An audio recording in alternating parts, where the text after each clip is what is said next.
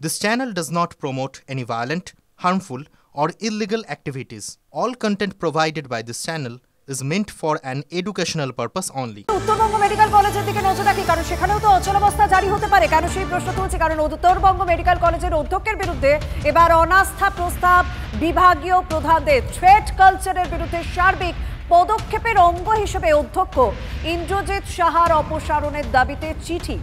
Fair and bright night and day cream, ত্বক থাকবে bright সারাদিন, পলিউশন ফ্রি, ঠিক যেন রাতের ফোঁটা সাদা ফুল। সারাদিন হ্যাপি ব্রাইট স্কিন। উত্তরবঙ্গ মেডিকেলের বিভাগীয় প্রধানদের কোনো পক্ষ নেই না, তো মানে এদের যেটা অভিযোগ যে আপনার আপনি পদে থাকলে মানে আবার ট্যাম্পারিং হতে পারে এবং আপনাকে অনাস্থা করা হবে। আমার কোনো পক্ষ নেই ভাই, অপসারণ করানো, আমার কোনো বক্তব্য নেই। ঠিক আছে, এইটাই আমার বক্তব্য। কোথাও কি মনে হচ্ছে যে আপনার মানে আমার কোনো বক্তব্য নেই এবং আপনাকে নাকি কেউ আড়াল করছে, যে কারণেই এখনো কোনো ব্যবস্থা হয়নি? আমার কোনো বক্তব্য নেই। ঠিক আছে, চলো। কোনো মেঘনাথ একজন কেউ লুকিয়ে কিছু একটা করছে, তো আমরা তো বলছি যে মেঘনাথদের অস্তিত্ব শেষ হয়ে গেছে, এটা স্বাস্থ্য ভবনকেও জানতে হবে। আমরা যেহেতু সরকারি লোক, আমরা সব কিছু বলতে পারি না, আমরা প্রতিবাদটা করতে পারি, কিন্তু আমরা অ্যাকশন তো নেব না। আমরা তো অফিসিয়াল অ্যাকশন যেটা হয় সেটা আরেকটা ধাপ এগিয়ে আজকে আমরা সেটা করছি। এরপরে আমরা ওয়েট করব যে এরপরে যদি ওনার অপসারণ না হয় তাহলে পরীক্ষাগুলো নেব কি নেব না সেটা আমাদের ভাবতে হবে। কেননা সামনে আমাদের কিছু ছেলে আছে যারা সারা জীবনের জন্য হয়তো MS পরীক্ষা দেবে বা MBBS পরীক্ষা দেবে, ওরা আবার ট্যাম্পারিং কেন? যদি উনি দোষী থাকেন, তার চেয়ারম্যানশিপে যদি পরীক্ষাটা হয়, আদৌ পরীক্ষাটা ভ্যালিড কি থাকবে সেটাই আমরা জিজ্ঞেস করবো, যে আদৌ সেই পরীক্ষাটা নেওয়াটা কি ঠিক হবে। পিজিটি সুমন ভার্মার অভিযোগ ছিল তৃণমূল ছাত্রনেতা সোহম মণ্ডলের খাতার নাম্বার বাড়ানোয় একাধিক পদস্থ কর্তা যারা এই উত্তরবঙ্গ মেডিকেল কলেজে প্রশাসন চালান তারাও জড়িত ছিলেন।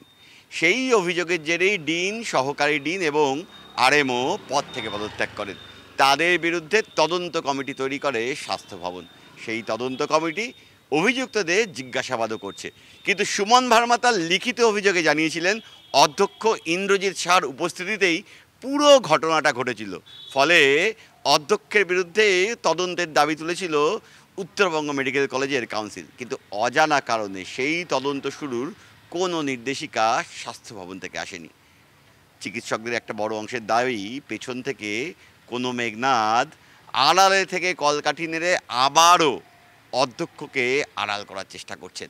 তাই এবার স্বাস্থ্য ভবনে চাপ বাড়াচ্ছেন চিকিৎসকরা।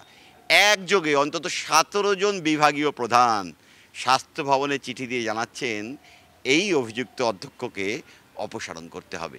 সামনেই পরীক্ষা, সেই পরীক্ষা পদ্ধতির মধ্যে যেন এই অধ্যক্ষ কোনোভাবেই যুক্ত না হয়ে পড়েন। ক্যামেরা দীপায়নের সঙ্গে প্রসেনজিৎ, TV9 বাংলা, শিলিগুড়ি।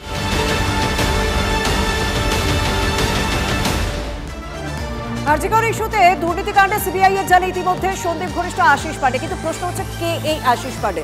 তার একটু বিস্তারিত তথ্য আপনাদের সামনে তুলে ধরি। 2017 সালে আরজিকরে MBBS ছাত্র হিসেবে ভর্তি হয় এই আশিস পাণ্ডে। 2022-23 ইন্টার্নশিপ শেষে আরজিকরে হাউস স্টাফ হিসেবে থাকতে থাকে। 2017 সালের MBBS ছাত্র 6 বছরেই সন্দীপ ঘোষ ঘনিষ্ঠ হয়ে ওঠেন। 2021-এ আরজিকরে তৈরি হয় তৃণমূল ছাত্র পরিষদের ইউনিট। শাসক দলের ছাত্র ইউনিটের প্রেসিডেন্ট হয়ে ওঠে এই আশিস পাণ্ডে। দুর্নীতির মডেলে সন্দীপ অনুগামী হিসেবে কাজ করতেন আশিস। আশিসদের সঙ্গে নিয়ে আরজিকরে একাধিপত্য গড়ে তোলেন সন্দীপ।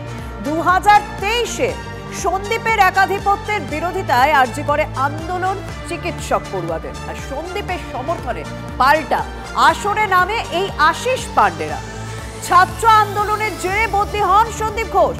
1 মাসের মধ্যেই ফের আরজিকরের অধ্যক্ষ পদে ফেরেন সন্দীপ। আর সন্দীপ ফিরতেই আন্দোলনকারীদের উপর খড়গহস্ত হয়ে ওঠেন এই আশিস পাণ্ডে। হস্টেলে 20 জনকে শাস্তি দেওয়ার অভিযোগ রয়েছে তার বিরুদ্ধে। দেওয়া হয় ফেল করানোর হুমকিও। আশিসদের তত্ত্বাবধানেই হস্টেলের আনাচে কানাচে বসত পার্টির আসর এবং অধ্যক্ষ বিরোধী চিকিৎসকদের প্রকাশ্যে দেওয়া হতো উত্তরবঙ্গে বদলির হুমকি। নিজেদের কুকীর্তি প্রচার করতে পিছপাও হতো না এই আশিস পাণ্ডেরা। আর এই এহেন আশিস পাণ্ডেকে নিয়ে কি বলছেন আন্দোলনরত চিকিৎসকরা, কি বলছেন অনিকেত মাহাতো, শুনুন।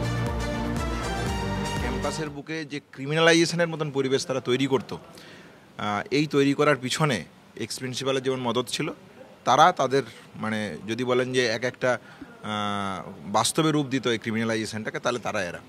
সেই জায়গা থেকে ইনকোয়ারি কমিটির কাছে নাম দিয়েছিলাম, আজকে সিবিআইয়ের কাছে ফিনান্সিয়াল স্ক্যামের জন্য। এই আশিস পান্ডে গ্রেপ্তার হওয়ার পর একের পর এক প্রতিক্রিয়া আসছে। অনিকেত মাহাতো প্রতিক্রিয়া আপনাদের সামনে শুনলাম। রাজ্যের বিরোধী দলনেতা শুভেন্দু অধিকারী তিনি কি বলছেন একবার শুনুন। একেবারে আশিস পান্ডে তৃণমূলের পান্ডা, তৃণমূলের ছাত্র শাখার নেতা, আড়িয়াদয়ের জয়ন্তর মতো এ আরেক বড় লুম্পেন, সিন্ডিকেট চালানো এবং যা যা করার সব কিছু টেরার। এই যে থ্রেট কালচার বলছেন না, থ্রেট কালচারের উনি হচ্ছেন এক্সিকিউটর। স্বাভাবিকভাবে আশিস পান্ডের গ্রেপ্তার কেন্দ্রীয় তদন্তকারী সংস্থা, তারা যে অত্যন্ত দায়িত্ব নিয়ে কাজ করছেন, এটার মধ্য দিয়ে এই মেসেজ গেল। আমরা চাইবো আশিস পান্ডে যেন পানিশমেন্ট হয়।